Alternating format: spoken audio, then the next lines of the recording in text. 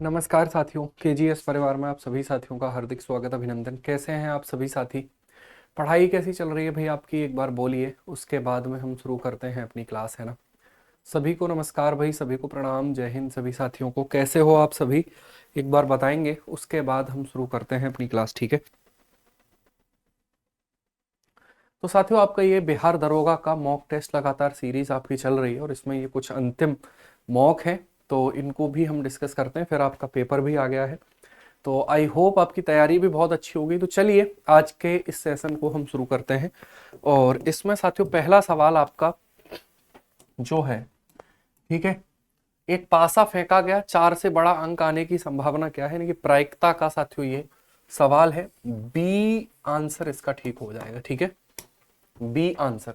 निम्नलिखित में से छायावाद के प्रमुख कवि कौन से नहीं है, पूछा है, नहीं है।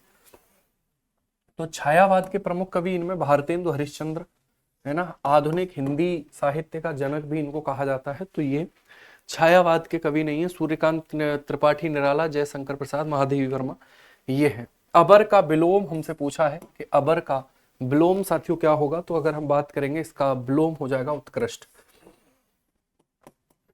अबर का विलोम क्या हो जाएगा? उत्कृष्ट जो है वो अबर का विलोम हमें देखने के लिए मिलता है, ठीक है। आगे बात करते हैं, तुम कहां जा रहे हो। इस वाक्य में कहां शब्द क्या है? क्रिया विशेषण के तौर पर हम इसको देखेंगे। कहां शब्द क्या होगा? क्रिया विशेषण हो जाएगा, ठीक है भाई। अगला, ही worked day and night, he could not succeed. तो यहां पर बीच में साथियों हमें क्या कंजक्शन के तौर पर देखने के लिए मिलेगा? तो वो however. He worked day and night, however he could not succeed, है ना। पीपल से that he is very honest, है ना। It is said that he is very honest. B answer इसका ठीक हो जाएगा। तो इस सवाल का सही आंसर बी हो गया। 10 संख्याओं का औसत 50 है, यदि पहली 5 संख्याओं का औसत 40 और अंतिम 4 संख्याओं का औसत 60 हो, तो छठवीं संख्या हमसे पूछी है साथियों, क्या हो जाएगी? तो छठवीं संख्या होगी 60, ठीक है। जब आप इसको सॉल्व करोगे तो इसका सही आंसर कितना आएगा? 60 हमें इसका सही आंसर देखने के लिए मिलेगा। क्लियर? घड़ी में 9 और 10 के बीच कितने मिनट बाद घंटे और मिनट की सुइयां एक सीधी रेखा बनाएंगी? तो साथियों इसका सही आंसर हमारा हो जाता है कौन सा? 32 सही 2/11। 32 सही 2/11, है ना। श्रेणी को पूरा कीजिए। अगर हम इस श्रेणी की बात करते हैं तो यहां पर आपको दिया है 3, 10, 29, 66 के बाद आएगा 127। सी आंसर इसका ठीक हो जाएगा। पार्लर जल जो है वो वर्षा के जल को कहा जाता है। पार्लर जल, जो रेगिस्तानी भूमि होती है वहां पर जल संरक्षण करते हैं, तो उस जल को पार्लर जल के नाम से जाना जाता है। ये अंडरग्राउंड वाटर है। भारी जल D2 होता है। कोटोपैक्सी पर्वत चोटी किस देश में स्थित है? इक्वेडोर में स्थित होगी कोटोपैक्सी। बेसिकली ये क्या है? ज्वालामुखी पर्वत है। क्या है ये? तो ये ज्वालामुखी पर्वत हमें देखने के लिए मिलता है। ज्वालामुखी पर्वत ये हमें देखने के लिए मिलता है, ठीक है। अगर हम यहाँ पर बात करें, है ना भाई, कोटोपैक्सी कहाँ पर होगा? तो ये इक्वेडोर में हमें देखने के लिए मिलता है। वायुमंडल की वह कौन सी परत है जहां ओजोन परत पाई जाती है? समताप मंडल उसको हम कहते हैं। वायुमंडल की सबसे निचली परत कौन सी होगी? तो वायुमंडल की सबसे निचली परत जो है वो हमें देखने के लिए मिलेगी। रेडियो तरंगों का परावर्तन कहां से होगा? तो रेडियो तरंगों का परावर्तन आयन मंडल से होता है। रेडियो वेव्स का रिफ्लेक्शन आयन मंडल से होता है, ठीक है। अगला है, गहन निर्वाह कृषि इंटेंसिव सब्सटेंसेस फार्मिंग की मुख्य विशेषता क्या होगी?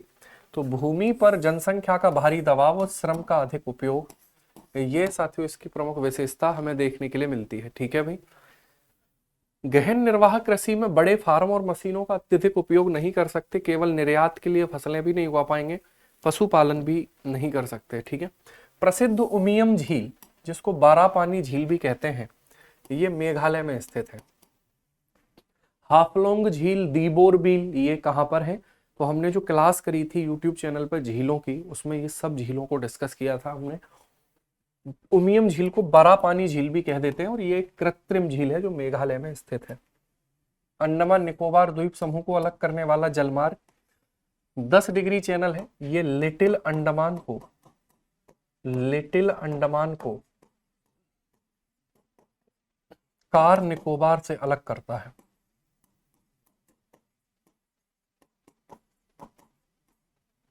ये लक्षद्वीप को मालदीव से अलग करता है, लक्षद्वीप को मालदीव से अलग करता है। डंकन पास लिटिल अंडमान और दक्षिणी अंडमान के बीच में, लिटिल अंडमान और दक्षिणी अंडमान के बीच में हो जाएगा डंकन पास। उस शहर का देशांतर ज्ञात कीजिए जहां का स्थानीय समय 6 PM है जबकि ग्रीनविच समय 4 PM है। 30 डिग्री पूर्वी देशांतर। ये जो है साथियों इसमें कुछ मिस्टेक भी है क्योंकि 2 ऑप्शन से एक जैसे दे रखे हैं, ठीक है। चलिए सही आंसर इसका क्या होगा, 30 डिग्री पूर्व इसका सही आंसर हो जाएगा।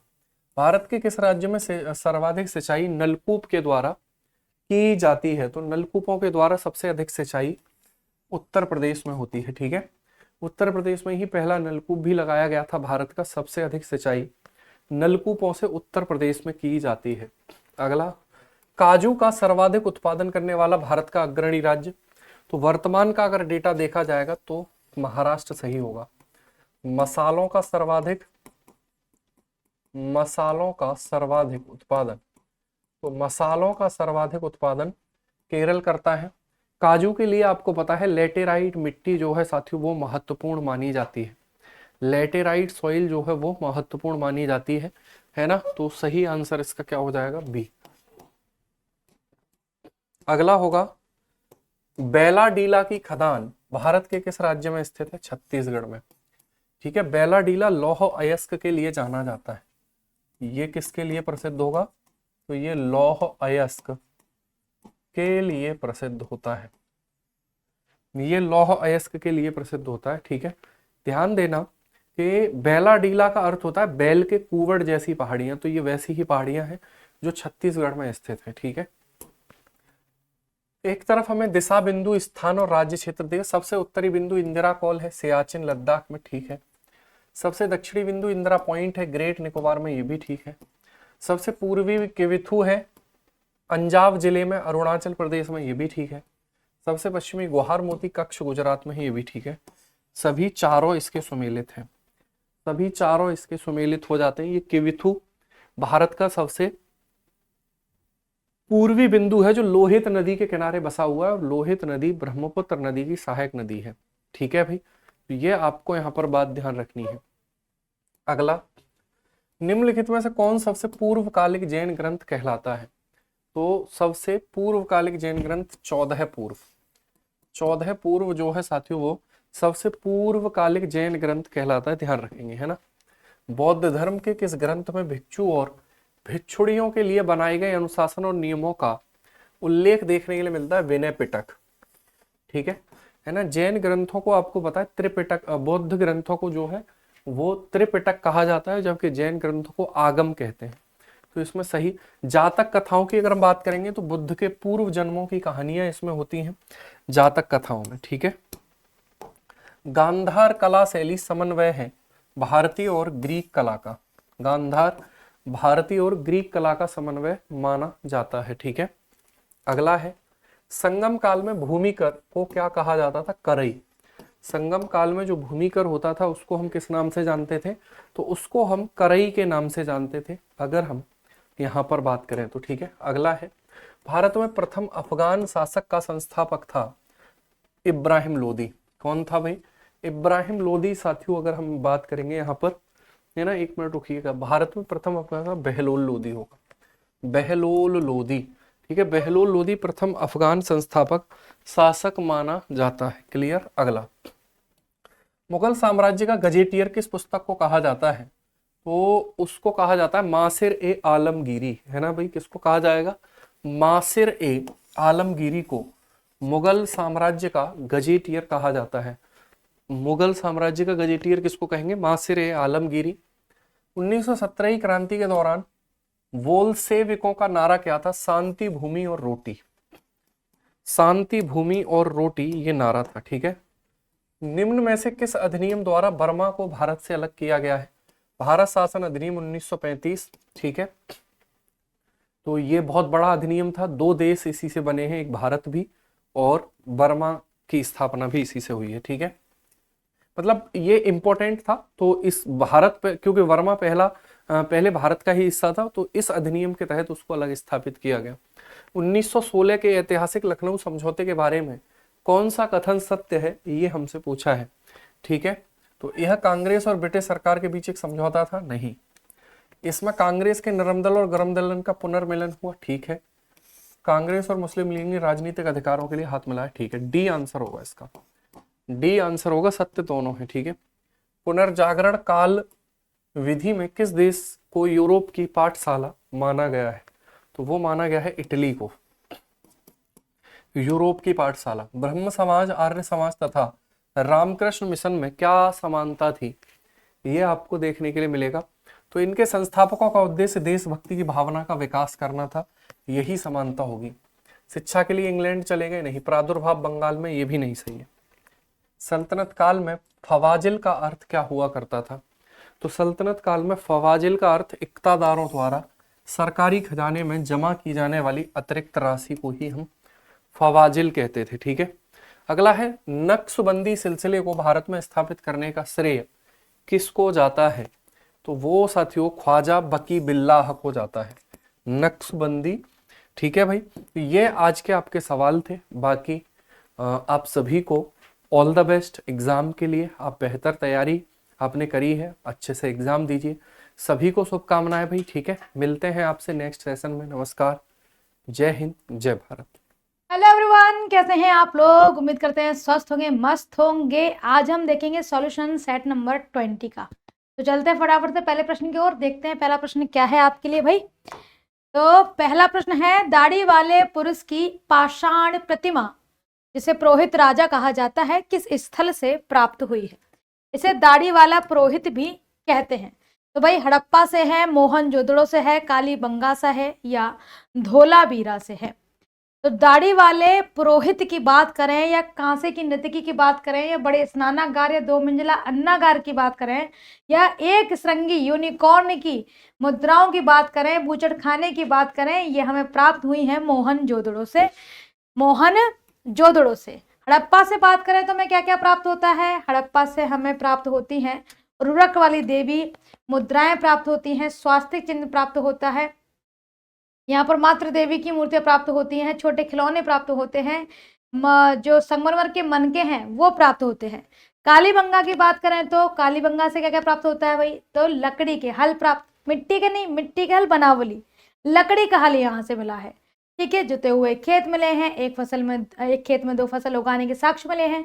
2 फसल कौन कौन सी? चना और सरसों की फसल इसमें बोई गई थी, ऐसी जानकारी मिलती है।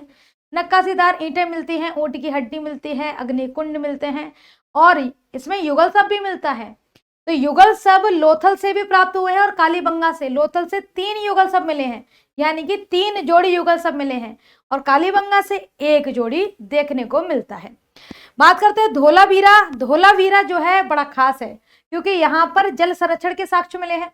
दूसरा, धोलावीरा एक ऐसा नगर था, एकमात्र ऐसा नगर था जिसे 3 भागों में बांटा गया। वैसे तो हड़प्पा के नगर 2 भागों में बटे थे, जिसे अपर सिटी, लोअर सिटी यानी कि दुर्ग और निचला शहर कहते थे।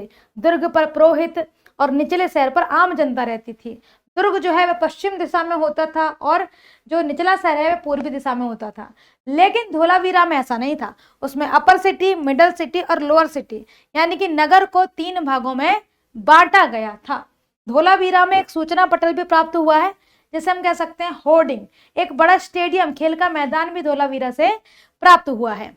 हड़प्पा रावी नदी के किनारे है, मोहनजोदड़ो सिंधु नदी के किनारे है, कालीबंगा घग्गर नदी के किनारे और धोलावीरा लूनी नदी के किनारे बसा हुआ। चले आगे चलते हैं, अगले प्रश्न की ओर आते हैं। सॉरी, निम्नलिखित में से कौन सी मुद्राएं विशेष आहरण अधिकार एसडीआर की बास्केट में सम्मिलित हैं? तो एसडीआर बास्केट में मुद्राओं को सम्मिलित किया गया है, बताएं भाई। यूएस डॉलर, जापानी येन, ब्रिटिश पाउंड, चीनी रेनबी या यूरो? कौन सा इसमें है ऐसा शामिल किया गया है? IMF जो है वह 1969 से ही यूज कर रहा है SDR का, और 2016 में तो उसमें चीनी जो रेनमिंबी है इसको भी ऐड कर दिया गया है। पांचों की पांचों मुद्राएं जो है वह SDR बास्केट में रखी गई हैं, जो IMF यूज करता है लेन देन के लिए भी, और हमारे जो फॉरेन यानी कि विदेशी व्यापार होते हैं उसमें भी इसका प्रयोग किया जाता है। तो ये सभी का ऑप्शन ये रहा, तो ये सभी इसमें क्या हो जाएगा, करेक्ट आंसर हो जाएगा। आए यहाँ देखें, भारतीय औद्योगिक निवेश बैंक, भारतीय Indian industrial investment bank of investment का मुख्यालय कहाँ स्थित है? बेंगलुरु में, मुंबई में, कलकत्ता में या लखनऊ में? कहाँ पर है भाई? तो देखें, ये जो IIBI बैंक है ना, ये बेसिकली IDBI बैंक की सहायक संस्था है, और इन 1971 में इसकी स्थापना की गई, और इसका जो मुख्यालय है वह कोलकाता में है। तो बेंगलुरु, मुंबई, कोलकाता, तो सी क्या हो जाएगा यहाँ पे, करेक्ट आंसर हो जाएगा। आए अगला प्रश्न देखें क्या है जी। यदि एक अर्थव्यवस्था में एक बिंदु पर साम्यावस्था, जहां निवेश और बचत की योजना बराबर हो जाए, यानी कि अगर हमने 10 रुपए इन्वेस्ट किया है कहीं, तो हमने 10 रुपए सेव भी करके रखा है, ऐसी वाली सिचुएशन आ जाए तो सरकार का व्यय होगा, तो सरकार का जो खर्चा है वह किसके बराबर होगा? सरकार की आय से अधिक खर्चा होगा, सरकार की आय के बराबर होगा, शून्य होगा, सरकार की आय से कम होगा। तो अगर इकोनॉमी में ऐसी सिचुएशन देखने को मिलती है कि 10 रुपए इन्वेस्टमेंट में है और 10 रुपए सेविंग में है ना, तो इन्वेस्टमेंट एक प्रकार का खर्चा ही है, ये रिटर्न देगा, लेकिन अभी तो हमने खर्चा किया है ना, और सेविंग भी उतनी ही है, तो सरकार की आय का जो खर्चा है और जो आय है वो बराबर है, तो सरकार की आय के बराबर ही सरकार का व्यय होगा, तो सरकार की आय के बराबर ही सरकार का क्या होगा, व्यय होगा। चलो आओ अगला प्रश्न देखें क्या है। बैंक दर को बढ़ाने का प्रभाव कम हो जाएगा यदि, बहुत बड़ी इकोनॉमी का बहुत प्यारा क्वेश्चन है ये, आओ देखते हैं। बैंक दर को बढ़ाने का प्रभाव कम हो जाएगा, यानी कि बैंक रेट बढ़ाई जाती हैं इकोनॉमी को कंट्रोल और मैनेज करने के लिए, लेकिन आप भले ही बैंक रेट बढ़ा दो लेकिन फिर भी इसका इम्पैक्ट मार्केट पर कम पड़ रहा है, तो कब पड़ेगा, किस सिचुएशन में पड़ेगा? ऑप्शन देखते हैं। SLR स्टैट्यूटरी लिक्विडिटी रेशियो बढ़ा दिया जाए, संवैधानिक तरलता अनुपात बढ़ा दिया जाए, CRR नगद आरक्षित अनुपात, कैश रिजर्व रेशियो बढ़ा दिया जाए या कैश रिजर्व रेशियो घटा दिया जाए या D, A और B, क्या लगता है? तो अगर हम CRR को कम कर देते हैं तो बैंक रेट का इंपैक्ट कम आएगा, पर कैसे, चलो समझते हैं। अगर हम बात करते हैं मॉनेटरी पॉलिसी की, तो यहां देखें, एक होता है CRR, एक होता है SLR। तो SLR में क्या करते हैं, इसके अंदर आपको कुछ अमाउंट स्टोर करके रखना होता है, जो गोल्ड भी हो सकता है और कैश भी हो सकता है, ठीक है। एक होता है CRR, cash reserve ratio, cash reserve ratio. अब कैश रिजर्व रेशियो जो है, इसमें एक तो पैसा क्या होता है, कैश में ही रखा जाता है, और बैंक का पूरे दिन का जो कमाई है उसको बोलते हैं NDTL, net demand time liability. इस वाले पॉइंट को छोड़ दो आप, चलो इसे ना सोचो, यहां फोकस करो नहीं तो कंफ्यूज हो गए।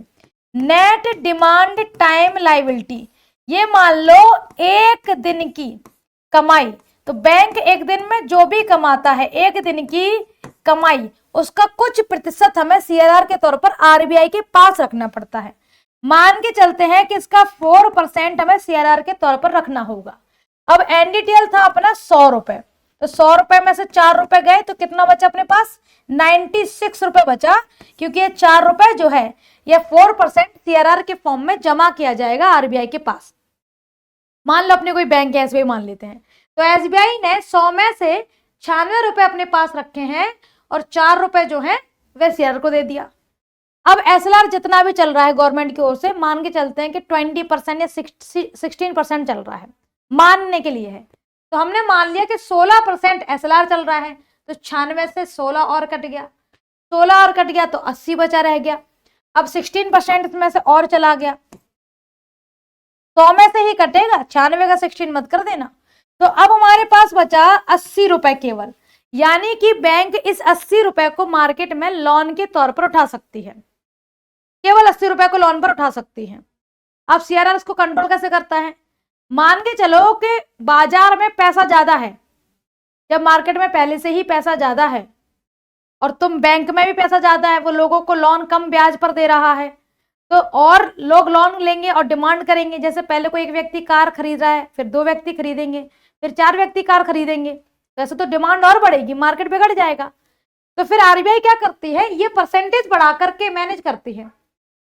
मानो उसने कहा कि सीआरआर 4 नहीं, हम तो सीआरआर लेंगे 40%, तो बैंक के पास कितने रुपए रह जाएंगे, 60, और कुछ एसएलआर और कटेगा तो और कम ही रह जाएंगे, है ना। यानी कि सीआरआर और अगर एसएलआर को बढ़ा दिया जाए तो बैंक के पास पैसे कम हो जाते हैं, क्योंकि बैंक का काफी हिस्सा आरबीआई के पास चला गया, है ना। तो इस तरीके से तो मैनेज होता है। तो ये हमने सीआरआर के बारे में समझा। अब थोड़ा बैंक रेट समझ लें, फिर इन दोनों का संबंध समझेंगे। बैंक रेट वो रेट होती है जिस पर आरबीआई आपको लोन दे रहा है। ये मान लो जैसे बैंक हमें लोन देती है तो रेट ऑफ इंटरेस्ट होता है ना, आरओआई, कि भाई 10%, 20%। तो ऐसे ही बैंक जब आरबीआई से लोन लेती है तो आरबीआई एक रेट जो है वो तय करती है, तो बैंक रेट, ठीक है, एक रेट तय करी। दूसरा बैंक रेट ऐसे भी यूज करते हैं कि बैंक जो है उस बैंक रेट के नीचे जा करके, बैंक रेट से ऊपर नहीं दे सकती, बैंक रेट के नीचे आपको लोन दे देगी। जैसे मानो बैंक रेट तय की गई है 10%, तो 10% के नीचे अगर कोई लोन देना चाहता है बैंक वाला तो आपको दे दे, लेकिन कोई 11% नहीं दे सकता, क्योंकि ये फिक्स हो चुका है। तो इसे बैंक रेट के साथ साथ बेस रेट भी बोलते हैं, ठीक है। तो बैंक रेट यूं समझ लो कि आरबीआई से आपने लोन खरीदा और आरबीआई एक आप पे रेट ऑफ इंटरेस्ट लगा रही है। अब आरबीआई जो है उसने बैंक रेट अगर बढ़ा दिया तो सीधी बात है ब्याज के तौर पर ज्यादा पैसा आरबीआई के पास चला जाएगा, तुम पे कम बचेगा। ये तो बैंक रेट का इम्पैक्ट है। अब बैंक रेट का इम्पैक्ट कम करना है तो कैसे करें? अगर हम सीआरआर को क्या कर दें, कम कर दें, है ना। जैसे मान लो कि 100 में से जो सीआरआर है वह 4 रुपए आरबीआई के पास जा रहा था, और अगर हम सीआरआर को 1 रुपए कर दे तो बैंक के पास 99 रुपए बचेंगे। इसका मतलब इसे लोन वोन लेने की नीड ही नहीं पड़ेगी। जब लोन लेने की नीड ही नहीं है तो बैंक रेट बढ़े घटे वो इम्पैक्ट नहीं डाल पाएगी ज्यादा। देखो मार्केट में ब्याज दर तभी इम्पैक्ट डाल सकते हैं जब आपने लोन लिया हो। अब मानो हमने कोई लोन ही नहीं लिया, बैंक रेट चाहे 50% चले या 10, हमें क्या फर्क पड़ता है? हमें फर्क तब पड़ेगा जब हमने लोन लिया होगा। ऐसे ही अगर हम सीआरआर कम कर देंगे तो बैंक के पास पहले से ही पैसा होगा, वो आरबीआई से क्यों लोन लेने जाएगी? तो जब लोन लेने ही नहीं जाएगी तो बैंक रेट चाहे जो भी चले उसका प्रभाव तो पड़ेगा ही नहीं। तो सीआरआर अगर कम हो जाए तो बैंक के पास पैसा बचा रहेगा, पैसा बचा रहेगा तो उसे लोन की आवश्यकता नहीं है, लोन की आवश्यकता नहीं तो बैंक रेट कोई असर भी नहीं डाल सकता। असर तो तभी डाल पाएगा ना लोन, जब हमने लोन लिया होगा। ना लोन लेंगे ना ब्याज दर इम्पैक्ट डालेगा। तो अगर हम सीआरआर को कम कर दें तो जो बैंक रेट है उसका असर मार्केट में कम हो जाएगा, ठीक है। तो यहां पर क्या हुआ, सीआरआर। ये पॉइंट आप तभी समझ सकते हैं बच्चे जब आपने टीचर के साथ में CRR, SLR, bank rate, open market क्या कहते हैं ऑपरेशन, अगर आपने ये नहीं करे हैं, ये पढ़ा नहीं है तो फिर ये बात आपको ऊपर से उड़ गई होगी। क्योंकि अगर आपने सीआरआर, एसएलआर जो मॉनेटरी पॉलिसी है वो नहीं पढ़ी है तो फिर आपको चीजें जल्दी समझ नहीं आएंगी। अगर आपने इकोनॉमी में मॉनेटरी पॉलिसी पढ़ी है तो समझ जाओगे। अगर आपने संबंध पढ़ा है कि लोन का ब्याज से क्या संबंध है और लोन कैसे, ब्याज कैसे इम्पैक्ट डालता है मार्केट में, तभी बात समझ जाएगी, ठीक है। तो अगर ये टॉपिक आपने ना पढ़ा हो तो इकोनॉमी जिसके साथ पढ़ी हो उनका वीडियो फिर से देखना। मॉनेटरी पॉलिसी में उन्होंने जरूर आपको सीआरआर, एसएलआर पढ़ाया होगा, ठीक है बच्चा। चलो आप आगे चलें, अगला प्रश्न देखें। क्या है भाई, जीडीकेपी सकल घरेलू ज्ञान उत्पाद शब्द के प्रणेता या खोजकर्ता कौन है? अरे भाई सुल्पासो है। तो पहला ही ऑप्शन है उम्बर्टो सुल्पासो। ये तो सीधा रटने वाला प्रश्न है। आए आगे देखें। नोबेल पुरस्कार विजेता अर्थशास्त्री अर्थशास्त्री जेम्स टॉमिन द्वारा पहली बार सुझाया गया टॉमिन टैक्स निम्नलिखित में से किस लेन देन पर लगाया जाता है? संपत्ति के लेन देन पर, विदेशी मुद्रा के लेन देन पर, कृषि उत्पादों के लेन देन पर, औद्योगिक उत्पादों के लेन देन पर, किस पर?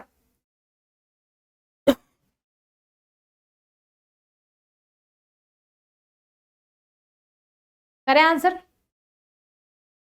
तो देखें, जो जेम्स टॉमिन है, इन्होंने कहा कि जो विदेशी मुद्रा का लेन देन है उसके ऊपर एक टैक्स लगना चाहिए, तो करेंसी के लेन देन पर। देखो, जैसे मान के चलो कि आप इंडिया से घूमने गए अमेरिका और वहां आपने करेंसी एक्सचेंज करी तो आपको कुछ पैसा कट जाता है ना। तो अगर हम करेंसी का लेन देन कर रहे हैं तो उस पर टैक्स कट जा रहा है। यही आइडिया किसका दिया गया है? जेम्स टॉमिन का दिया गया है। तो विदेशी मुद्रा या करेंसी के लेन देन पर ये लगाया गया। आए अगला देखिए क्या है भाई। बिहार में नगर परिषद का गठन किस वर्ग के नगरों के लिए होता है?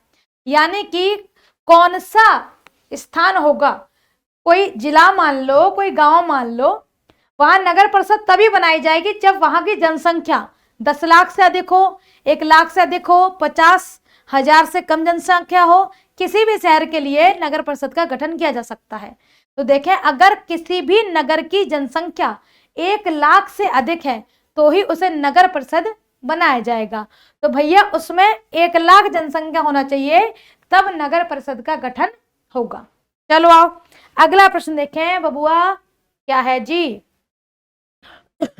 बिहार में ग्राम सभा की बैठक कम से कम कितनी बार होनी चाहिए? वर्ष में 1 बार, वर्ष में 4 बार, महीने में 1 बार, और आवश्यकता अनुसार अगर 4 से भी अधिक आवश्यकता महसूस होती है तो उससे भी अधिक। तो देखिए, ग्राम सभा की बैठक के लिए कहा गया कि वर्ष में कम से कम 4 बार ग्राम सभा की बैठक होनी चाहिए। 4 बार करेक्ट होगा। देखिए भैया क्या है इसका, निम्नलिखित राज्यों को उनकी राज्यसभा सीटों की संख्या के आधार पर बढ़ते हुए क्रम में व्यवस्थित करें। बढ़ते हुए क्रम में, यानी छोटे से अपन बड़े की ओर चलेंगे, बढ़ते हुए क्रम में व्यवस्थित करते चलें। तो उत्तर प्रदेश है, महाराष्ट्र है, तमिलनाडु है, पश्चिम बंगाल। तो सबसे पहले पश्चिम बंगाल, नाडु, महाराष्ट्र, उल्टा ही लगा हुआ है। देखो, पश्चिम बंगाल, तमिलनाडु, महाराष्ट्र, फिर उत्तर प्रदेश। तो देखो 1 2 3 है ना, नीचे से तो 4 3 2 1, ऊपर से 1 2 3 है, इसका उल्टा ही सीधा दिया गया है अपन को, है ना। उल्टे को बस सीधा करके लिख लो, तो 4 3 2 1 और 4 3 2 1 पहली ऑप्शन है। लो, पहले ही अपना क्या है, करेक्ट है। आए अगला देखें। यदि भारत सरकार या किसी राज्य सरकार द्वारा कोई संविदात्मक उल्लंघन किया जाता है तो अनुच्छेद 300 के तहत निम्नलिखित में से कौन सा कथन सही होगा? सरकार के विरुद्ध कोई कानूनी कार्यवाही नहीं की जा सकती। अगर कोई राज्य सरकार है, उसने कोई उल्लंघन कर दिया है, कोई नियम कानून तोड़ दिया, जैसे रेड लाइट तोड़ दी, और मान के चलो वो कोई गवर्नमेंट ऑफिसर था या कोई पॉलिटिशियन था, तो उसके लिए रूल और अपने लिए रूल अलग अलग हैं क्या, उसको लेकर चर्चा है। तो सरकार के विरुद्ध कोई कानूनी कार्यवाही नहीं की जा सकती, ठीक है। सरकार पर उसी प्रकार मुकदमा चलाया जा सकता है जैसे एक सामान्य व्यक्ति पर चलता है। केवल सर्वोच्च न्यायालय में ही मुकदमा चलाया जा सकता है। इसके लिए राष्ट्रपति की पूर्व अनुमति अनिवार्य होगी। तो देखें, अनुच्छेद 300 के तहत कहा जाता है, चाहे सरकार हो या जनता हो, अगर उन्होंने एक जैसे ही अपराध करे हैं तो उनके लिए एक जैसी ही सजाएं हैं और मुकदमा भी एक ही तरीके से चलाया जाएगा। कोई विशेष प्रावधान नहीं है कैसा होगा। तो सरकार पर उसी प्रकार मुकदमा चलाया जा सकता है जैसे एक सामान्य व्यक्ति पर चलता है। आए अगला देखते हैं भैया, अगला प्रश्न क्या है। निम्नलिखित में से कौन सा एक मौलिक कर्तव्य के अंतर्गत शामिल नहीं है? ठीक है, सार्वजनिक संपत्ति की रक्षा करना और हिंसा से दूर रहना, यह हमारा मौलिक कर्तव्य है। संविधान का पालन करना और उसके आदर्शों एवं संस्थाओं का सम्मान करना, कर का भुगतान करना और चुनावों में अनिवार्य रूप से मतदान करना, भारत की संप्रभुता, एकता और अखंडता को बनाए रखना और इसकी रक्षा करना। जब हम गवर्नमेंट के ऊपर ऐसे ऐसे करके ऐसे उंगली उठा देते हैं ना कि सरकार को ये करना चाहिए, ये हमारे मौलिक अधिकार हैं, ये हमारा ये, तब हम ये भूल जाते हैं कि हमारे कुछ मौलिक कर्तव्य भी हैं। जैसे अपने देश को साफ सुथरा रखना, ये भी हमारी ड्यूटीज में ही आती हैं, लेकिन हम उन्हें फॉलो नहीं करते। कितनी अच्छी बात कही है, सार्वजनिक संपत्ति की रक्षा करना ये हमारी ड्यूटी है, मोरल ड्यूटीज है, ये हमें करना चाहिए। आपने देखा होगा लोग जाके दीवारों पे लिखाएंगे सलमा तुम मेरी हो, है ना, ऐसा दिल विल बनाए जाएंगे, पेड़ वेड़ पे गोद के आ जाएंगे। ऐसे बहुत सारे युवा वर्ग के लोग करते हैं। हम लखनऊ में अंबेडकर पार्क घूमने गए थे, वहाँ भैया नई बिल्डिंग है, उस पे गोद गोद के आ गए भाई। तो ये क्या है, क्या तुम ड्यूटी पूरी कर रहे हो? अगर आप ड्यूटी पूरी नहीं करते तो फिर अधिकार मांगने की जिम्मेदारी भी नहीं है, अधिकारी भी नहीं हो आप। तो पहले जिम्मेदारी निभाना होगा तब अधिकार मिलेंगे। तो भैया ये हमारा कर्तव्य होता है। तो सार्वजनिक संपत्ति है, उसको सुरक्षित रखना हमारा कर्तव्य है बच्चा। संविधान का पालन करना, संविधान ने जो भी संस्थाएं बनाई है हमारी सुरक्षा के लिए या अपनी ड्यूटीज करने के लिए, उनकी भी रिस्पेक्ट करना, उनका पालन करना है। कर का भुगतान करना ये ड्यूटीज में नहीं आता। मानो हम कमाई नहीं करते तो ये कौन सी मॉरल ड्यूटी है कि टैक्स देनी पड़ेगा, तो ये वाली ड्यूटी के अंदर नहीं आता। भारत की संप्रभुता, एकता और अखंडता को बनाए रखना, इसकी रक्षा करना, ये हमारी ड्यूटीज है। हमें धर्म वाद विवाद पे लड़ना नहीं है, क्योंकि ये हमारी मोरल ड्यूटीज के अंदर नहीं है। हम इससे अपनी अखंडता को तोड़ देते हैं। चाहे आप किसी भी रिलीजन के साइड में जाकर बोले, पर हम किसी भी रिलीजन के साइड होंगे तो अखंडता टूटेगी। पर ये तो हमारी मोरल ड्यूटी के अगेंस्ट हो गया ना, तो हमें अपनी अखंडता नहीं तोड़नी है। तो सारी चीजें मोरल ड्यूटीज में आती हैं, लेकिन जो टैक्स वाली बात है वो मोरल ड्यूटी के भीतर नहीं आता। ठीक है, चले 46 की ओर चलते हैं और देखते हैं क्या प्रश्न है अपना। प्रधानमंत्री के बारे में निम्नलिखित कथनों पर विचार कीजिए। कर लेंगे जी। क्या है भाई, संविधान के अनुच्छेद 75 के पहले भाग के तहत प्रधानमंत्री की नियुक्ति राष्ट्रपति द्वारा होगी। सही बात है। वह संसद के किसी भी सदन का सदस्य हो सकता है। बिल्कुल सही बात है। क्या इंदिरा गांधी व मनमोहन सिंह नियुक्ति के समय राज्यसभा के सदस्य थे? ठीक है। एचडी देवगौड़ा प्रधानमंत्री बनते समय राज्यसभा से सांसद थे? नहीं, ये वाली बात सही नहीं है। तो 3 ही कथन सही हैं, पहला, दूसरा और तीसरा। तो ढूंढो कहाँ है पहला, दूसरा और तीसरा। सी पे है, ये रहा। ये वाला कथन हमारा क्या हो जाएगा, करेक्ट हो जाएगा।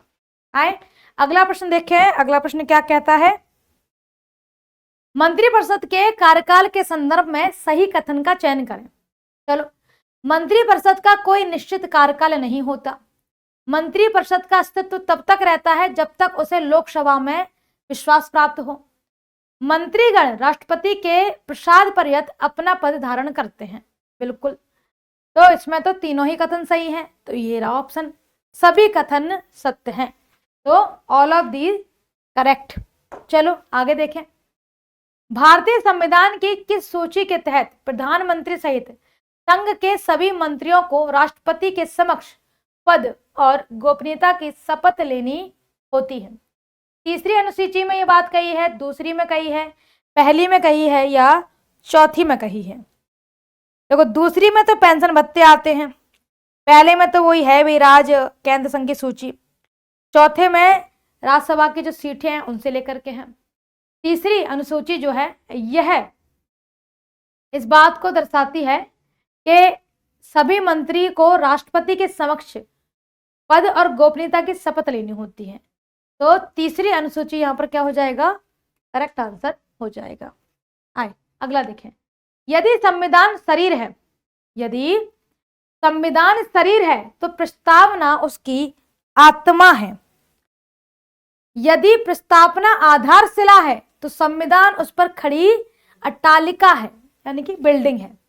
यह कथन किसका है? तो संविधान एक शरीर और प्रस्तावना उसकी आत्मा है, ये कथन सुभाष कश्यप द्वारा कहा गया था बच्चा। तो डी बसु, सुभाष कश्यप, दूसरा ही ऑप्शन है सुभाष कश्यप क्या हो जाएगा, करेक्ट आंसर। आइए अगला प्रश्न देखते हैं।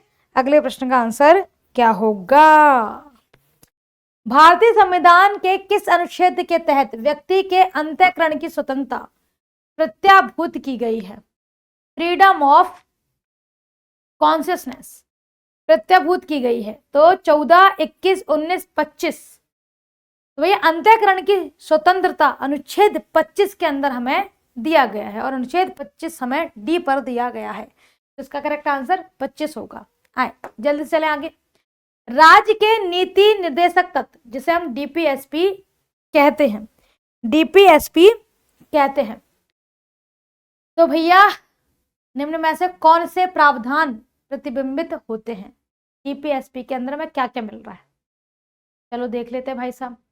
कृषि और पशुपालन का संगठन, कार्यपालिका का न्यायपालिका से पृथक्करण, दुर्बल वर्गों के शिक्षा और अर्थ संबंधी हितों की अभिवृद्धि, गांव में कुटीर उद्योग को प्रोत्साहन देना होगा। ये चारों ही बातें डीपीएसपी से संबंधित हैं। उपरोक्त में से सही विकल्प चुनिए। तो 1, 2, 3, 4 हमें डी पे दिया गया है। चारों ही बातें देखें, डीपीएसपी बताता है कि भैया अगर कोई व्यक्ति दुर्बल है, फाइनेंशियली स्ट्रांग नहीं है, तो उसके लिए कुछ ऐसे नियम कानून भी होने चाहिए, सुविधाएं भी होनी चाहिए कि उनके हित में कोई कार्य किया जाए। कार्यपालिका का न्यायपालिका से पृथक्करण, बिल्कुल, ये तो जॉन लॉक एक इतिहासकार हुए, उन्होंने भी ये वाली बात कही थी कि जो कार्यपालिका और विधायिका उनको अलग होनी चाहिए। ऐसे ही डीपीएसपी में कहा कार्यपालिका न्यायपालिका जो है वो अलग होनी चाहिए। कृषि और पशुपालन के संगठन की बात हुई है। गांवों में जो कुटीर उद्योग हैं उनकी स्थापना होनी चाहिए, वो बनाए जाने चाहिए लोगों को, ताकि रोजगार मिले छोटे लेवल पर भी। तो चारों ही बातें सही हैं। आए अगला प्रश्न देखें भैया क्या है। 52 प्रश्न नंबर क्या कहता है?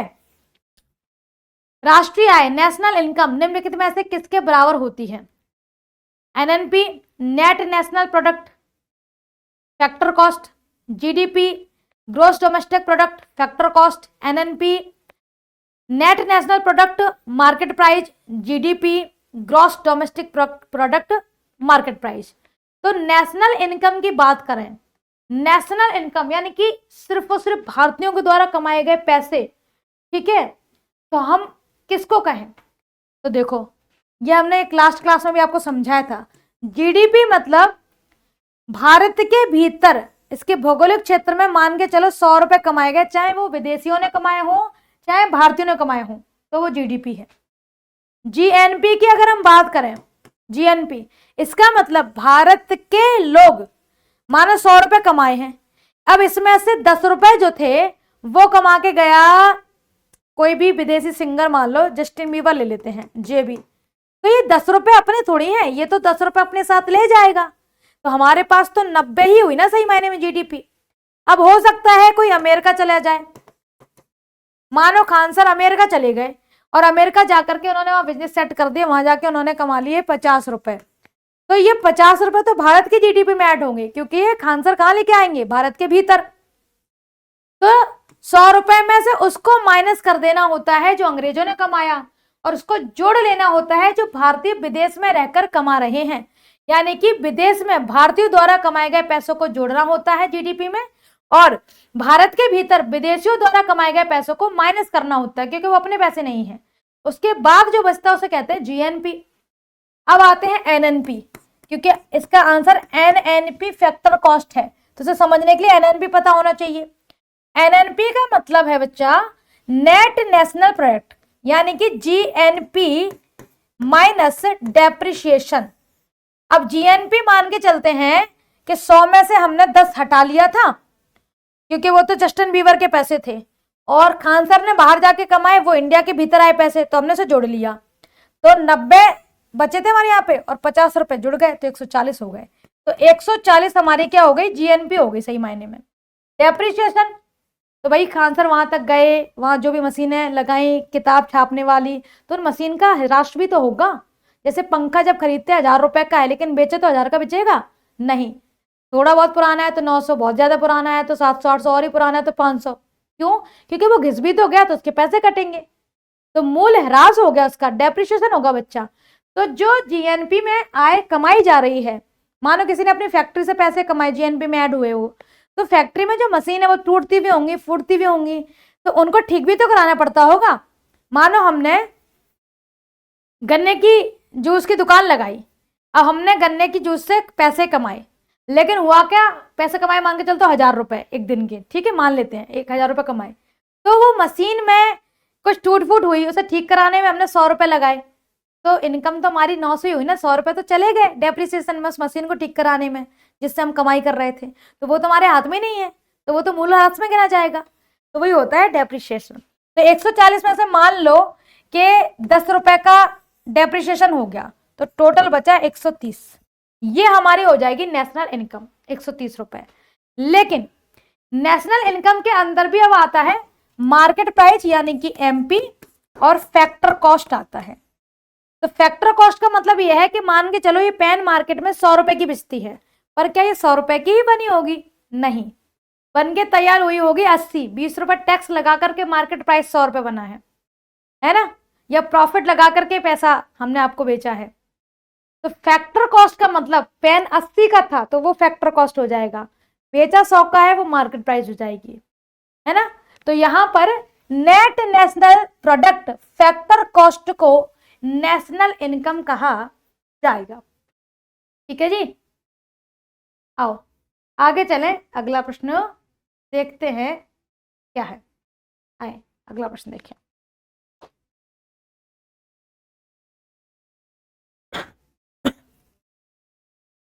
क्या है भैया? क्योटो प्रोटोकॉल मुख्य रूप से किससे संबंधित है? क्योटो प्रोटोकॉल तो ओजोन परत के संरक्षण से संबंधित है, खतरनाक अपशिष्टों का सीमा पार संचलन से, ग्रीन हाउस गैसों के उत्सर्जन में कमी, या जैव विविधता का संरक्षण। तो ग्रीन हाउस गैसों के उत्सर्जन में जो कमी है उसे क्योटो प्रोटोकॉल कहा जाता है। यानी कि क्योटो प्रोटोकॉल के तहत ऐसे कार्य किए जाते हैं कि जो ग्रीन हाउस इफेक्ट पड़ रहा है उससे जो गैसेस निकल रही हैं उन्हें कंट्रोल किया जाए। आए अगला प्रश्न देखते हैं क्या है भैया। एक सेकेंड। पारिस्थितिकी तंत्र इकोसिस्टम में ऊर्जा के प्रवाह के संबंध में 10% का नियम किसने प्रतिपादित किया? तो भाई इकोसिस्टम में भाई पेड़ से फल निकला, ठीक है, ट्री लगे हुए हैं, इस ट्री से कोई फल निकला, किसी मानव ने खाया, या इससे जो झाड़ घास फूस है किसी जानवर ने खाई, इस टाइप से फिर आगे पहुंचा। तो भाई इसमें से केवल जो खाया गया उसका 10% ही आगे गया, 90% एनर्जी इसने खा ली। जैसे कि सूरज से एनर्जी ली 100%, तो 10% ही पेड़ ने आगे दी है, 90 तो खुद ही ऑब्जर्व कर ली। फिर इससे कोई चीज आगे पहुंची तो इसने जो एनर्जी बनाई उसका केवल 10% ही आगे गया, फिर इसने कोई एनर्जी बनाई उससे केवल 10% ही आगे गया। तो ये किसने दिया? लिडमैन का नियम है, रेमंड लिडमैन का नियम है, जिसे 10% का नियम या 10% का नियम कहा जाता है। चलें जी भाई, जैव विविधता हॉटस्पॉट बायोडायवर्सिटी हॉटस्पॉट के संदर्भ में निम्नलिखित कथनों पर विचार करें। ठीक है, कर लेंगे। हॉटस्पॉट घोषित होने के लिए उस क्षेत्र में कम से कम 1500 स्थानिक संवहनीय पौधे होने चाहिए। इस क्षेत्र ने अपनी मूल प्राकृतिक वनस्पति का कम से कम 70% हिस्सा खो दिया हो। मूल प्राकृतिक वनस्पति का कम से कम 70% हिस्सा खो दिया हो। भारत में कुल 4 जैव विविधता हॉटस्पॉट क्षेत्र हैं। देखे भाई, जैव विविधता का मतलब ही होता है बायोडायवर्सिटी, कि किसी ऐसे क्षेत्र को हम बायोडायवर्सिटी या जैव विविधता क्षेत्र कहते हैं जहां पर बहुत सारी वैरायटी हो, किसी एक ही फल, एक ही पेड़, एक ही जीव। जैव विविधता मानो कोई मकड़ी है तो उसकी वैरायटी, लेकिन वो कम हो गई हो तो गवर्नमेंट उसको क्या करता है? गवर्नमेंट उसको जैव विविधता क्षेत्र बनाता है ताकि उसको बचाया जा सके, है ना। तो हॉटस्पॉट घोषित है 4 हैं, तो 1 2 3 तीनों ही बातें सही हैं, तो 1 2 3 क्या हो जाएगा? करेक्ट आंसर हो जाएगा। आए क्वेश्चन देखते हैं भैया। सिलसेड़ झील और क्रोपा जलाशय को रामसर साइट घोषित करने के बाद भारत में रामसर साइट कितनी हो गई है? 96 हो गई है बच्चा। अगर इसको भी मिला लें, रामसर साइट यानी कि दलदली भूमि के अंदर तरह तरह की वनस्पति और जीव पाए जाते हैं, उनके संरक्षण के लिए उसे रामसर साइट घोषित किया जाता है। और अब तक हमारे पास 96 रामसर साइट उपलब्ध है। चलो जी भाई आगे चलें, अगला प्रश्न देखें क्या है। निम्नलिखित में से कौन सा जोड़ा मुख्यालय स्थापना वर्ष सही सुमेलित नहीं है? असम राइफल शिलोंग 1835 है, सीमा सुरक्षा बल 1965 है, केंद्रीय नई दिल्ली 39 है, भारत तिब्बती सीमा आईटीबीपी लद्दाख नहीं है, लद्दाख से संबंधित नहीं है, ये वाला जोड़ा हमारा सुमेलित नहीं है। आए अगला देखें, निम्नलिखित में से कौन सा जोड़ा शहर नदी सुमेलित नहीं है? ठीक है, तो तिरुचिरापल्ली कावेरी नदी तमिलनाडु ठीक है, विजयवाड़ा कृष्णा नदी के पास है ठीक है, मदुरई बेगई नदी के किनारे है, ये भी ठीक है, हैदराबाद गोदावरी नदी के किनारे है, ये गलत है क्योंकि हैदराबाद कृष्णा नदी की सहायक नदी मूसी नदी के किनारे है। ठीक है, कहाँ है? मूसी नदी, मूसी नदी, तो ये वाला जोड़ा जो है ये सुमेलित नहीं है। आए अगला प्रश्न देखें, मधुमक्खी की वह कौन सी नस्ल है जिसे यूरोपीय मधुमक्खी कहा जाता है और व्यावसायिक शहद उत्पादन के लिए सबसे उपयुक्त मानी जाती है? शहद उत्पादन के लिए सबसे उपयुक्त मानी जाती है। तो Apis dorsata, Apis indica, Apis mellifera और एपिस फ्लोरिया। तो सबसे ज्यादा शहद प्राप्त जिससे होता है वो है मेलिफेरा, तो सी इसका क्या हो जाएगा? करेक्ट, एपिस मेलिफेरा इसका करेक्ट आंसर होगा। आए अगला प्रश्न देखें, पक्षियों के वैज्ञानिक अध्ययन को क्या कहा जाता है? पक्षियों के वैज्ञानिक अध्ययन को क्या कहते हैं? तो एंटोमोलॉजी, हिस्टोलॉजी, एंथोलॉजी और इकोलॉजी। बहुत बढ़िया। पक्षियों के वैज्ञानिक अध्ययन को ऑर्निथोलॉजी कहा जाता है। पक्षी चाहे इवन उसमें तितली ही क्यों ना आती हूँ, ठीक है ना, पंख वाली नहीं, है ना, कीट में आ जाती हैं वो। तो चिड़िया हो गई, कबूतर हो गए, इनका जब अध्ययन किया जाता है तो उसे ऑर्निथोलॉजी कहा जाता है। चलें भाई अगले प्रश्न के आते हैं। नील हरित शैवाल है मृतजीवी, परजीवी, स्वपोषी और परपोषी। तो भैया मृत जीवों पर डिपेंड करता है, दूसरे जीवों पर डिपेंड करता है, खुद पे ही डिपेंड करता है। तो नील हरित शैवाल जो है वो खुद पर डिपेंड करता है, तो क्या हो जाएगा? स्वपोषी हो जाएगा। अमरबेल जो होती है वो होती है कैसी? परपोषी, दूसरे पेड़ पर चढ़कर अपना भोजन बनाती है। अगला प्रश्न देखिए भाई, फलों के रस को सुरक्षित रखने के लिए किसका प्रयोग किया जाता है? तो आपने देखा होगा कि मार्केट में काफी जूस वूस आते रहते हैं, अनार का जूस या मान के चलो ऑरेंज का जूस, पीने में बिल्कुल ऐसा लगता है जैसे कि ऑरेंज का पल्प पी रहे हो, तो उसमें ऑरेंज के पल्प डाले भी जाते हैं। तो उसको कैसे हम प्रिजर्व करते हैं? एसिटिक अम्ल मिला करके, फॉर्मिक अम्ल मिला करके, सल्फ्यूरिक अम्ल मिला करके या सोडियम बेंजोएट मिला करके। तो भैया सोडियम बेंजोएट का प्रयोग किया जाता है फलों के रस को सुरक्षित रखने के लिए। आए अगला प्रश्न देखते हैं क्या है। सोनालिका और मालविका, अरे यार सोनालिका गेहूं आते बच्चे, तो क्वेश्चन पढ़ते इसका आंसर बता दोगे आप। सोनालिका और मालविका निम्न में से किसकी उन्नत किस्में हैं? मक्का, चावल, चना और गेहूं। तो गेहूं की उन्नत फसल है सोनालिका और मालविका। ठीक है जी, चलो आओ अगला प्रश्न देखें। वह पादप है जिसमें बीज फलों के भीतर होते हैं। हमें बताना है इनमें से वह पादप जिनमें बीज फलों के भीतर होते हैं, ना कि फलों के बाहर। तो एंजियोस्पर्म, टेरिडोफाइट, जिम्नोस्पर्म, ब्रायोफाइट। जीव कह रहे हैं बीज फलों के भीतर, और उन्हीं से फिर जैसे आपने देखा होगा, अगर हम शिमला मिर्च की भी बात करें, है ना, तो उसके बीज से फिर कोई दूसरी चीज बनती है, या चीकू की बात करें तो फल के भीतर बीज होते हैं। और सबसे उत्तम किस्म माने जाते हैं तो एंजियोस्पर्म कहते हैं इसको। क्या कहते हैं? एंजियोस्पर्म कहा जाता है अगर फलों के भीतर बीज पाए जाते हैं तो। आए अगला प्रश्न देखें भाई साहब। अगला प्रश्न क्या है अपना, निम्नलिखित में से कौन सा परीक्षण टाइफाइड की मियादी बुखार, टाइफाइड की पुष्टि के लिए किया जाता है? तो टाइफाइड आपको हो गया, इसके लिए कौन सा टेस्ट करेंगे? एलिसा करेंगे, विडाल करेंगे, मेंटॉक्स करेंगे, वीडीआरएल करेंगे? तो वीडीआरएल नहीं, विडाल किया जाता है। विडाल से पता चलता है कि आपको टाइफाइड तो नहीं हो गए हैं, जिसे मोती जला भी बोलते हैं। तो विडाल टेस्ट से पता चलता है कि आपको मोती जला तो नहीं हो गया है। चलें क्वेश्चन नंबर 66 की ओर चलते हैं। निम्नलिखित में से कौन सी रचना केवल पादप कोशिका में पाई जाती है और जंतु कोशिका में अनुपस्थित होती है?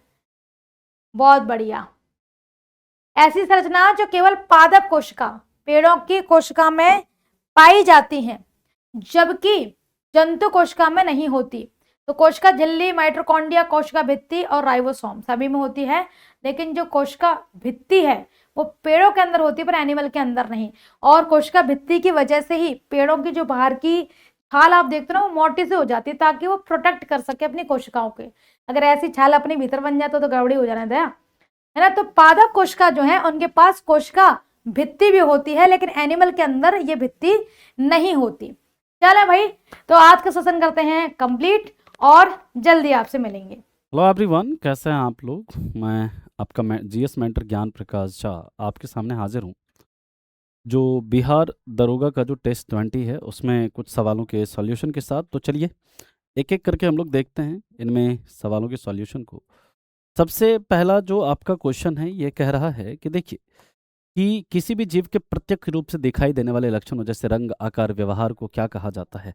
यानी कि ऐसा कोई गुण जिसको देख करके, जैसे किसी की लंबाई है, किसी का कलर है ना, किसी का साइज है, बाल का रंग, ये सब जो दिखने वाले जो गुण होते हैं ना, उनका जो मतलब लक्षण होता है उसे क्या कहा जाता है, फिनोटाइप।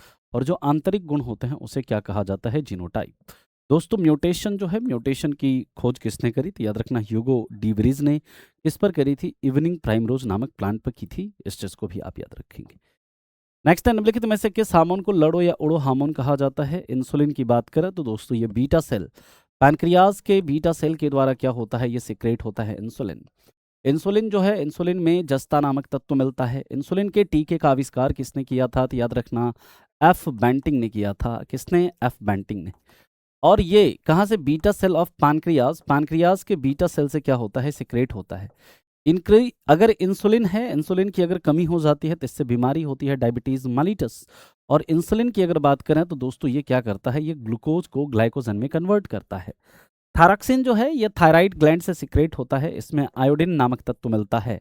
और ये हमारे शरीर के अंदर जो है बेसल मेटाबॉलिक रेट को क्या करता है, मूल उपापचयी दर है उसको क्या करता है, नियंत्रित करता है। थायरॉक्सिन जो होता है दोस्तों याद रखिएगा, ये हमारे शरीर के अंदर कार्बोहाइड्रेट, फैट और जो आपका प्रोटीन है, इस तीनों के मतलब मेटाबॉलिज्म में हेल्प करता है। इस इंसुलिन नामक जो मतलब थायरॉक्सिन नामक हार्मोन है, ये हमारे पर्सनालिटी के डेवलपमेंट के लिए भी ज़रूरी होता है, इसलिए इसे पर्सनालिटी हार्मोन भी कहते हैं। ठीक है। और इसके बाद जो एड्रीनलिन है ये कहाँ से निकलता है, एड्रीनल ग्रंथि से। और इसी को क्या कहते हैं, इसी को हम लोग बोलते हैं इमरजेंसी हार्मोन। ऑक्सीटोसिन हार्मोन जो है ये दोस्तों लव हार्मोन कहते हैं। ये महिलाओं में मिल्क के सिक्रेशन के लिए, जो मिल्क ग्लैंड है ना, दुग्ध ग्रंथि है, दुग्ध ग्रंथि से दुग्ध के स्राव के लिए क्या होता है, रिस्पॉन्सिबल होता है कौन, ऑक्सीटोसिन। और ये जो बच्चे की डिलीवरी के समय ये क्या करता है, यूटरस के अंदर कंट्रैक्शन यानी कि जो आपका गर्भाशय है उसके अंदर संकुचन पैदा करता है और ये डिलीवरी में हेल्प करता है, प्रसव में ये मदद करता है, इसलिए इसे क्या कहते हैं, इसे बर्थ हार्मोन भी कहा जाता है। ये जो ऑक्सीटोसिन हार्मोन है कहाँ से निकलता है, पिट्यूटरी ग्लैंड से निकलता है ना। और दोस्तों याद रखिएगा, जो गाय भैंस को ज़्यादा दूध देने के लिए ऑक्सीटोसिन हार्मोन का ही इंजेक्शन लगाया जाता है। एड्रीनलिन की बात करते हैं तो याद रखिएगा, ये जो एड्रीनलिन हार्मोन है ये एड्रीनल ग्लैंड से सिक्रेट होता है और इसके सिक्रेशन से हमारा हार्ट बीट, पल्स रेट है ना, रेस्पिरेशन रेट, ये सब क्या हो जाता है, इंक्रीज हो जाता है। जो एड्रीनलिन हार्मोन है, एड्रीनलिन हार्मोन की अगर बात करें हम लोग तो याद रखिएगा इसको इमरजेंसी हार्मोन कहा जाता है। इसका सही उत्तर है ऑप्शन सी। अगले सवाल पर चलते हैं। यार ठंड प्रदेशों में पानी के पाइप कभी कभी फट जाते हैं, क्योंकि आपको पता है जमने पर पानी का आयतन जो होता है ना, क्या हो जाता है, बढ़ जाता है। क्योंकि पानी जब बर्फ में कन्वर्ट होता है तो उसकी डेंसिटी क्या होती है, घटती है, तो उसका वॉल्यूम जो होता है वो क्या हो जाता है, बढ़ जाता है। तो इसलिए सही उत्तर इसका हो जाएगा ऑप्शन बी। और पानी का डेंसिटी सबसे ज़्यादा कितने डिग्री सेल्सियस पर होता है, तो ये याद रखिएगा 4 डिग्री सेल्सियस पर होता है। रेफ्रिजरेटर में किसी भी आपको पदार्थ को, रेफ्रिजरेटर के अंदर याद रखिएगा किसी भी पदार्थ को मतलब किस टेम्परेचर पर रखा जाता है, इसी 4 डिग्री सेल्सियस के टेम्परेचर पर रखा जाता है। इस चीज़ को आप याद रखेंगे। अगला है, गर्म सूप ठंडे सूप की तुलना में स्वादिष्ट क्यों लगता है, क्योंकि गर्म सूप का पृष्ठ तनाव कम हो जाता है जिससे वह जीभ पर अधिक फैलता है। आपको पता है जो सरफेस टेंशन होता है वो क्या होता है, दैट इज आपका इन्वर्सली प्रोपोर्शनल टू क्या होता है, टेम्परेचर होता है। ये तापमान के क्या होता है, व्युत्क्रमानुपाती होता है। इस चीज़ को आप याद रखेंगे। इसका जो सही उत्तर है that is option B. B is the right answer. एक केस नली ट्यूब में पानी के ऊपर चढ़ने का क्या कारण है? तो गुरुत्वाकर्षण तो होगा नहीं, श्यानता भी नहीं होगा, ससंजक बल का असंजक बल से अधिक होना। ससंजक बल अगर असंजक बल से अधिक होगा तो ये बताइए कि जो वाटर का मॉलिक्यूल है वो क्या सीसा से चिपकेगा? नहीं चिपकेगा, तो वो ऊपर कैसे चढ़ेगा? याद रखिएगा, यहाँ पर असंजक बल का जो होता है ससंजक बल से क्या होना? अधिक होना। यही कारण है केस ट्यूब जो मतलब केस केस नली है उसमें जो है पानी ऊपर चढ़ जाता है, और इसके पीछे जो किसी भी पदार्थ के केशिकत्व के अंदर जो सबसे इम्पॉर्टेंट कैरेक्टरिस्टिक्स होता है वो क्या होता है? पृष्ठ तनाव होता है, यानी कि सरफेस टेंशन होता है। इस चीज़ को भी आपने याद रखना है, ठीक है। और इसका उदाहरण है ब्लॉटिंग पेपर के द्वारा स्याही का सोखना। जो मिट्टी है, कोई मिट्टी का मतलब टुकड़ा है, उसका पानी में रखने पर पानी का उसमें भीग जाना, है ना। तौलिया को पानी में डालने पर उसका भीग जाना, है ना। जो उसके बाद फाउंटेन पेन की जो नींव है ना, वो भी आपकी इसी सिद्धांत पर, फाउंटेन पेन से जो इंक का बाहर निकलना वो भी आपका इसी सिद्धांत पर काम करता है।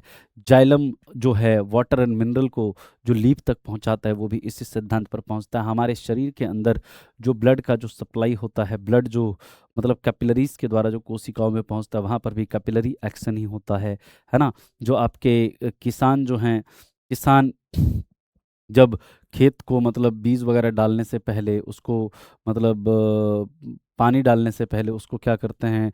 ढीला करते हैं उसको, मतलब क्या कर देते हैं? पहले उसको मतलब जोत देते हैं किसान खेत को। तो वो किस लिए? ताकि कैपिलरी एक्शन जो है केशिकत्व को बढ़ाया जा सके, है ना। ये सारे जो हैं केश नली केशिकत्व के उदाहरण, कैपिलरी के उदाहरण हैं। श्यानता की बात करें दोस्तों, श्यानता की इकाई क्या होते हैं? पॉइज या पाइजली। कह रहा है निम्नलिखित में से किस रंग के विचलन का कौन सबसे बड़ा होता है? तो आप लोग जानते हैं जब भी किसी प्रिज्म से व्हाइट लाइट को पास कराया जाता है, ये 7 रंगों में विभक्त हो जाता है। ये जो 7 रंग जो विभक्त होते हैं इसे क्या कहा जाता है? इसे जाना जाता है किस नाम से? स्पेक्ट्रम के नाम से। और यहाँ पर क्या होता है? विबग्योर होता है। सबसे जो कम विचलन होता है रेड में, क्योंकि इसकी फ्रिक्वेंसी जो होती है मिनिमम होती है। इसका जो वेवलेंथ होता है, वेवलेंथ ये क्या होता है? मैक्सिमम होता है ना जी। इसका वेवलेंथ जो होता है वो क्या होता है? मैक्सिमम होता है। साथ ही साथ सबसे जो ज़्यादा विचलन होता है वायलेट में, क्योंकि इसकी फ्रिक्वेंसी क्या होती है? ज़्यादा होती है। इसका जो आपका वेवलेंथ होता है वो क्या होता है? मिनिमम होता है ना। तो यहाँ पर आपसे पूछ रहा है कि सबसे जो ज़्यादा विचलन किसका होता है? बैगनी का होता है, ठीक है। और प्रकाश का यही जो गुण है इसी को क्या बोलते हैं? प्रकाश का वर्ण विक्षेपण।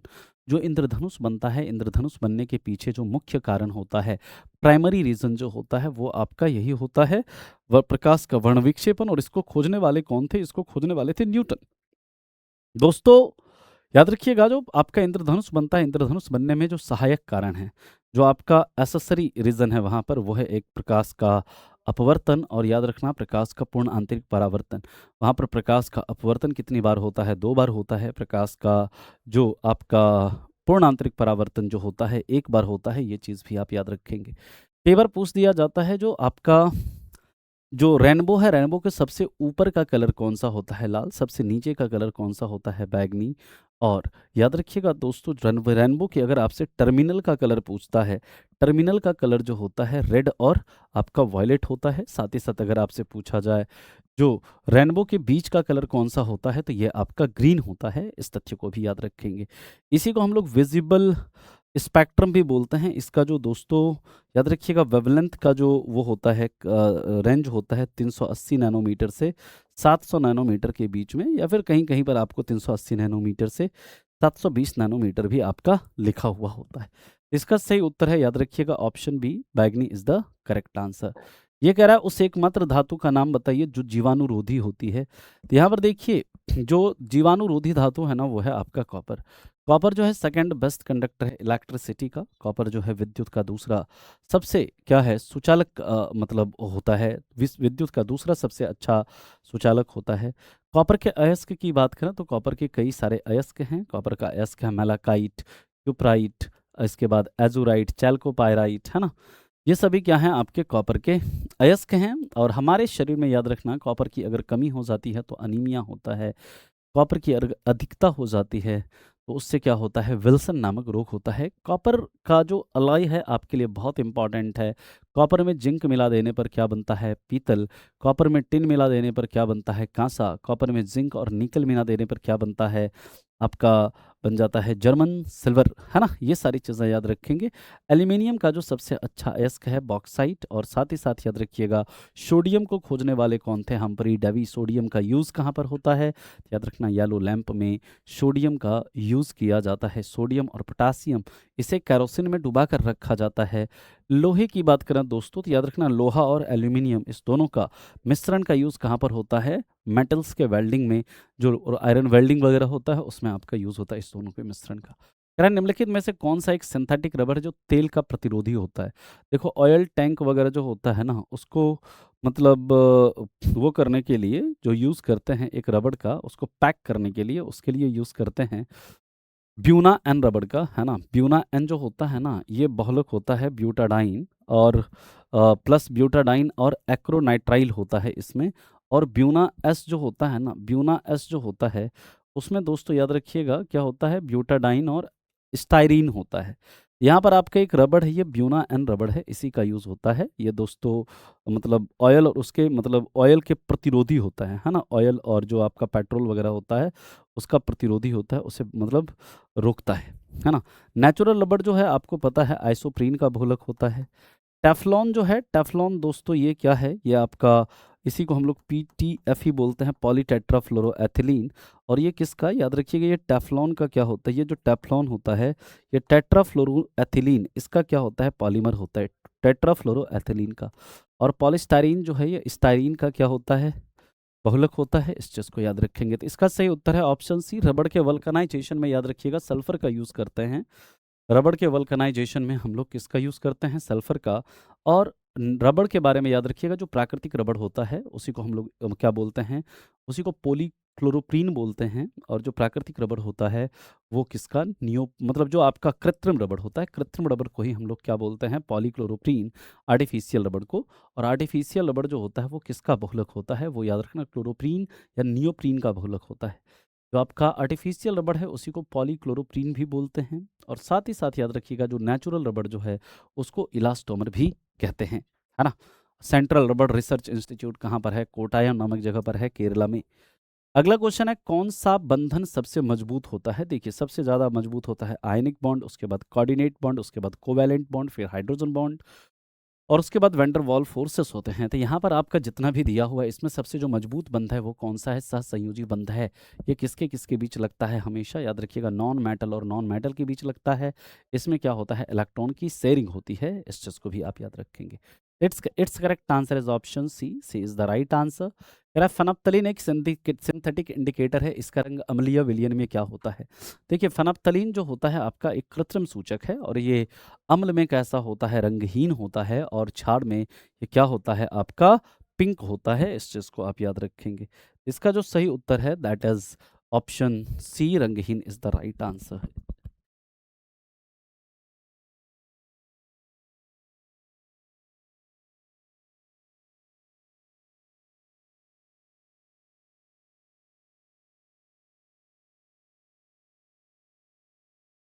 फनप्थलीन एक सिंथेटिक इंडिकेटर है, तो ये आपका क्या हो जाएगा, इसका सही उत्तर ऑप्शन सी, रंगहीन। अम्ल में रंगहीन होता है और बेस में क्या होता है, पिंक होता है। गैस स्थिरांक आर, है ना, जो आपका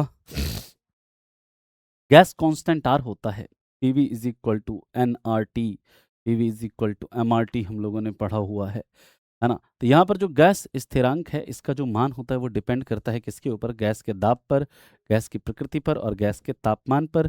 यानी कि तीनों का जो मतलब इकाई है ना, तीनों का जो यूनिट है, आखिर उसका यूनिट क्या है उसके ऊपर वो डिपेंड करेगा किसका मान, आर का मान, है ना। कि टेम्परेचर का क्या यूनिट है, प्रेशर का क्या यूनिट है, वॉल्यूम का क्या यूनिट है ना। इसके ऊपर डिपेंड करता है, क्योंकि आप जानते हैं आइडियल गैस लॉ जो है वो बात करता है कि इसकी PV is equal to NRT, है ना, इसकी बात करता है। चलिए, द्रव्यमान और भार के संबंध में निम्नलिखित में से कौन सा कथन सही है। कह रहा है भार अदिश राशि है, गलत है ये। सही पूछ रहा है ना, क्योंकि भार तो आपका एक प्रकार का बल है, वो सदिश राशि है, तो ये आपका गलत है। द्रव्यमान स्थान परिवर्तन के साथ बदलता है, नहीं बदलता। द्रव्यमान और भार हमेशा एक दूसरे के समानुपाती होते हैं, चाहे स्थान कुछ भी हो, है ना? और कह रहा है द्रव्यमान हमेशा अशून्य होता है जबकि भार जो है आपका शून्य हो सकता है। द्रव्यमान और भार हमेशा एक दूसरे के समानुपाती होते हैं, चाहे स्थान कुछ भी हो। तो ये देखिए आपका ना इसमें वेट इज इक्वल टू क्या होता है, m इंटू जी। नहीं, ये जो है आपका मतलब एक तरह से द्रव्यमान और भार जो होता है एक दूसरे के समानुपाती होता है, चाहे स्थान कुछ भी हो। तो ये आपका देखिए गलत है ना? क्योंकि द्रव्यमान जो होता है ना आपका, जैसे मान लीजिए कि अगर अर्थ है, अर्थ के सेंटर पर जाइएगा, वहाँ पर द्रव्यमान चेंज नहीं होगा, है ना? लेकिन जो भार है उसका भार क्या हो जाता है आपका, वहाँ पर शून्य हो जाता है क्योंकि जी का मान शून्य हो जाता है। यहाँ पर भार और जो आपका जी है ना वो कह सकते हैं एक दूसरे के समानुपाती हो सकता है। तो यहाँ पर जो आपका द्रव्यमान हमेशा अशून्य होता है, द्रव्यमान जो है आपका जीरो नहीं होता, जबकि भार जो है आपका क्या हो सकता है, शून्य हो सकता है। करेक्ट आंसर है इसका option C is the right answer. Next है परमाणु घड़ी में निम्नलिखित में से किसका, देखिए बहुत ही कम मात्रा में जब हमें समय को मापना होता है, माइक्रो सेकेंड मिली सेकेंड को मापना होता है, तो वहाँ पर एटॉमिक क्लॉक का यूज़ करते हैं और उसमें यूज़ होता है किसका, सीजियम का। सीजियम जिसका एटॉमिक नंबर कितना होता है 55। और याद रखना सीजियम के साथ साथ एक धातु होती है गैलियम। सीजियम और गैलियम जैसी जो धातु है ना वो हाथ में रखने पर क्या होने लग जाती है, पिघलने लग जाती है। मैग्नीशियम की बात करते हैं तो मैग्नीशियम के बारे में याद रखना कि ये पत्तियों की क्लोरोफिल में पाया जाता है और मैग्नीशियम के रिबन को जब जलाते हैं तो वो क्या बनाता है, मैग्नीशियम ऑक्साइड। और कैसा, वाइट कलर का वो क्या करता है आपका रंग उत्पन्न करता है, सफ़ेद रंग के साथ क्या होता है, जलता है। इस चीज़ को भी आप याद रखेंगे। अगला क्वेश्चन है, हाल ही भारतीय अंतरिक्ष अनुसंधान संगठन इसरो द्वारा प्रक्षेपित CAMS-03 के उपग्रह के संबंध में निम्न कथनों पर विचार करें और सत्य कथन का चयन करें। देखिए इसके बारे में जो सत्य कथन है ना वो है कि इसे 2 नवंबर 2025 को इसरो के सबसे शक्तिशाली प्रक्षेपण यान LVM-3M5 बाहुबली द्वारा सफलतापूर्वक लॉन्च किया गया था। ये करंट अफेयर्स का क्वेश्चन है तो इसका याद रखिएगा, उत्तर है ऑप्शन बी। नेक्स्ट कह रहा है ग्रेडेड रिस्पॉन्स एक्शन प्लान, जीरा ग्रैप का देखिए आपसे फुल फॉर्म भी पूछ सकता है। इसका जो पहला चरण है किस क्षेत्र में लागू किया, तो आपको पता है कि अभी जैसे दिल्ली NCR में जो AQI है वो काफ़ी मतलब अपने चरम पर है, वहाँ पर एयर काफ़ी पॉल्यूटेड है। इसकी वजह से वहाँ पर ग्रेप का जो प्रथम चरण है वो क्या किया गया है, लागू किया गया है। कलकत्ता में दोस्तों याद रखिएगा क्या है, जूलॉजिकल सर्वे ऑफ इंडिया का मुख्यालय है। और दोस्तों याद रखेंगे लखनऊ में क्या है, नेशनल बॉटनिकल रिसर्च इंस्टीट्यूट है। लखनऊ में ही national sugarcane research institute है। लखनऊ में ही सेंट्रल मैंगो रिसर्च इंस्टीट्यूट है। और लखनऊ में ही याद रखिएगा national sugarcane research institute है ना। और इसके बाद की बात करते हैं तो इसके बाद चलते हैं अगले सवाल पर। नेक्स्ट क्वेश्चन की तरफ मूव करते हैं। क्या कह रहा है, डिजिटल श्रम सेतु मिशन किसके द्वारा प्रस्तावित है, तो ये दोस्तों नीति आयोग के द्वारा प्रस्तावित है। नीति आयोग की बात करते हैं तो दोस्तों इसने रिप्लेस किया था किसको, प्लानिंग कमीशन को। और इसकी स्थापना कब होती है, 1 जनवरी 2015 को। नीति आयोग में नीति का फुल फॉर्म है national institution for transforming India. इसके जो चेयरमैन होते हैं वो कौन होते हैं, प्रधानमंत्री होते हैं। इस तथ्य को भी आप याद रखेंगे। इसके बाद चलते हैं अगले प्रश्न पर। नेक्स्ट क्वेश्चन है, यूनेस्को द्वारा किस शहर को क्रिएटिव सिटी ऑफ गैस्ट्रोनॉमी, पाक कला का शहर, याद रखिएगा पाक कला का शहर किसे घोषित किया गया है, ये किया गया है लखनऊ को। मथुरा के बारे में याद रखिएगा, यहाँ पर केंद्रीय बकड़ी अनुसंधान संस्थान है यानी कि सेंट्रल गॉट रिसर्च इंस्टीट्यूट है। कहाँ पर, मथुरा में। इस चीज़ को आप याद रखेंगे। इसका सही उत्तर है ऑप्शन बी, है ना। यूनेस्को का हेडक्वार्टर कहाँ पर है, तो इस हेडक्वार्टर ऑफ यूनेस्को जो है वो आपका किधर है, पेरिस में है।